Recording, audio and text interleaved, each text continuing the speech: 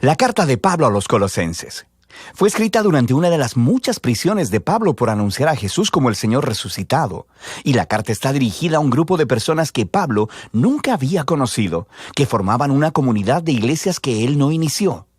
Esta iglesia en Colosas fue iniciada por un colaborador de Pablo llamado Epafras, quien era de esa ciudad. Epafras había visitado a Pablo en prisión recientemente y le informó acerca de lo bien que estaban los colosenses en general, pero también le mencionó algunas de las presiones culturales que los tentaban a darle la espalda a Jesús. Así que Pablo escribió esta carta para animar a los colosenses a que aborden los asuntos que Epafras expuso y para retarlos a una mayor devoción a Jesús. El diseño de la carta y su flujo de pensamiento son muy fáciles de seguir. El movimiento inicial se enfoca en Jesús como el Mesías exaltado. Luego, Pablo continúa mostrando cómo su sufrimiento en la prisión es en dedicación a Jesús exaltado, y después aborda las presiones que están tentando a los colosenses para darle la espalda a Jesús. Después de esto, él explora la nueva manera de vivir que la resurrección de Jesús ha abierto para ellos. Así que la carta abre con 2 oraciones. Pablo primero agradece a Dios porque Epafras le comunicó que los colosenses han sido completamente fieles a Jesús, mostrando su amor por Dios y por su prójimo. Todo por la esperanza que tienen en la nueva creación que Jesús tiene preparada para ellos. Y continúa orando para que ellos crezcan en sabiduría y entendimiento acerca de Jesús. Y luego Pablo colocó un poema aquí para ayudar a los colosenses y a nosotros a hacer exactamente eso. Este es el centro del capítulo 1, un poema que se trata sobre el Mesías crucificado y exaltado. Tiene 2 versos paralelos y está lleno del lenguaje y las figuras de los libros de Génesis, Éxodo, Salmos y Proverbios.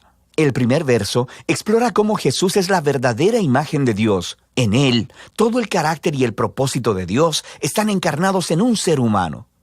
Él es el primogénito, una frase del Antiguo Testamento que expresa la estatura real de Jesús sobre toda la creación. Él comparte su identidad misma con el único Dios verdadero y creador, y a través de él toda la realidad ha sido creada, todos los poderes y autoridades, espirituales y humanas. Es en Jesús el Mesías que descubrimos al mismísimo autor y rey de la creación. Así que en el segundo verso descubrimos que Él es también el que está produciendo una nueva creación. Él es la cabeza de un nuevo cuerpo, lo que se refiere al pueblo de Jesús, la nueva humanidad de la cual su resurrección misma es un prototipo. En Él mora la presencia gloriosa de Dios manifestada en el templo. Así que es a través de la muerte y resurrección de Jesús que Dios ha reconciliado consigo mismo a la humanidad, a todos los poderes espirituales, a toda la creación. Este es un poema asombroso y Pablo continuará refiriéndose a él en el desarrollo de la carta. Así que primero nos muestra cómo la verdad de este poema transforma su propia experiencia de sufrir en prisión. Él está siendo castigado por anunciar al mundo griego y romano que Jesús es el Señor y el Rey resucitado. Así que su sufrimiento, piensa él, no es una señal de derrota. En realidad es su manera de participar en el mismísimo sufrimiento de Jesús, realizado como un acto de amor. Y así, sus dificultades en realidad son una causa de gozo. Él está en prisión por las sorprendentes noticias de que el Mesías resucitado de Israel está creando una nueva familia multiétnica. Y aún más, así como la gloria divina mora en Jesús, Jesús mora en y a través de su familia internacional, o como dice Pablo, el Mesías en ustedes, la esperanza de gloria. Luego Pablo aborda las presiones culturales que están tentando a los colosenses a darle la espalda a Jesús. Ellos estaban siendo confrontados por una combinación de politeísmo místico, junto con una presión por guardar las leyes de la Torá.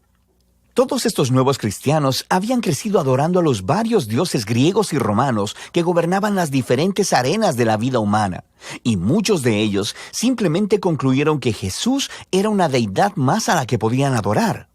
También existía una gran presión por parte de la comunidad judeocristiana para que estos no judíos completaran su compromiso con el Mesías, obedeciendo todas las leyes que se encontraban en la Torá.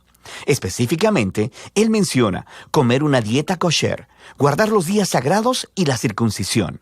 Es un problema muy similar al que trató en la carta a los Gálatas. Para Pablo, ceder ante cualquiera de esas dos tentaciones es transigencia. Es fallar en entender quién Jesús realmente es y lo que Él hizo a su favor. Los colosenses solían vivir con miedo de los poderes espirituales y espíritus elementales, como Pablo los llama. Pero Jesús venció sobre estos con su muerte y resurrección. Él liberó a los colosenses de cualquier obligación hacia ellos, de la misma manera en que Jesús cumplió a nuestro favor todas las leyes de la Torá, las cuales, de todos modos, nunca tuvieron el poder de transformar el corazón humano egoísta. Y entonces, en función de lo que Jesús hizo en su vida, muerte y resurrección, no les falta nada. No necesita ser complementado con obediencia a las leyes. De cualquier forma, Él es la realidad a la que todas las leyes de la Torá apuntaban. En lugar de las leyes, los seguidores de Jesús tienen el poder de ser transformados por su resurrección, y eso es lo que Pablo continúa explorando. Seguir a Jesús significa unirse a su nueva humanidad, porque ahora sus vidas han sido unidas a la vida resucitada de Jesús. Y esta es la razón por la que Pablo reta a los colosenses a poner sus mentes en las cosas de arriba, donde está sentado el Mesías a la diestra de Dios. Ahora, Pablo aquí no quiere decir piensen sobre cómo algún día van a dejar la tierra e ir al cielo. Más bien, los cielos son el lugar trascendente desde donde Jesús gobierna ahora sobre toda la creación, y desde allí Él regresará un día para transformar todas las cosas. O, como dice Pablo, cuando el Mesías, que es vuestra vida, sea revelado, ustedes también serán revelados con Él en gloria. De manera que Pablo los reta a vivir en el presente como la nueva clase de humanos en los que un día se convertirán. Él usa la imagen de la vieja humanidad de ellos, caracterizada por una sexualidad distorsionada y una manera destructiva de hablar. Para los cristianos, esa humanidad murió con Jesús y ha sido reemplazada por la humanidad nueva de Jesús, la cual se caracteriza por la misericordia y la generosidad, por el perdón y el amor. Y esta humanidad trasciende las fronteras étnicas y sociales de nuestro mundo para crear, en las palabras de Pablo, un pueblo donde no hay griego ni judío, circunciso o incircunciso, esclavo o libre, sino que el Mesías es todo y en todos.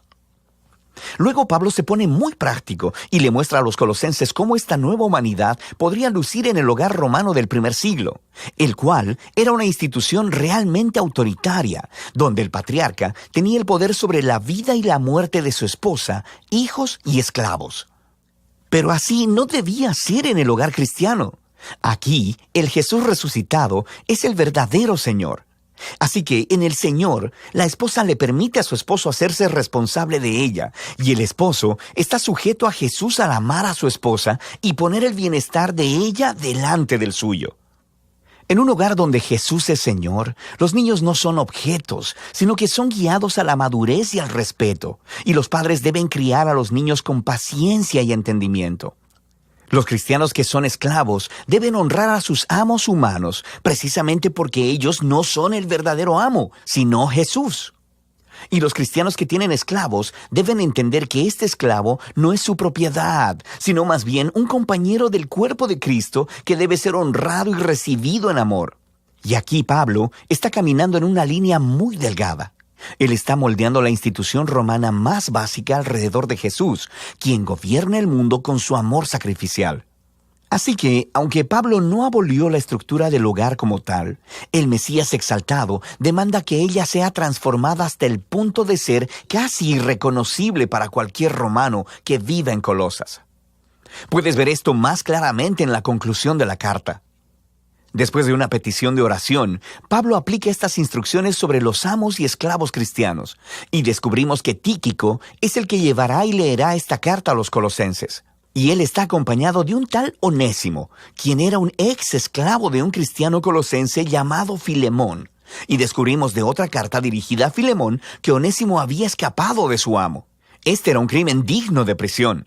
Pero Pablo pide a toda la iglesia que reciba a Onésimo como un hermano fiel y amado en el Señor. Y luego, en la carta a Filemón, Pablo dice que él debe recibir a Onésimo ya no como un esclavo, sino como a un hermano. Eso sí que es terminar una carta con un impactante golpe. Así que, en la carta a los colosenses, Pablo nos está invitando a ver que ninguna parte de la existencia humana está fuera del alcance del gobierno amoroso y liberador del Jesús resucitado.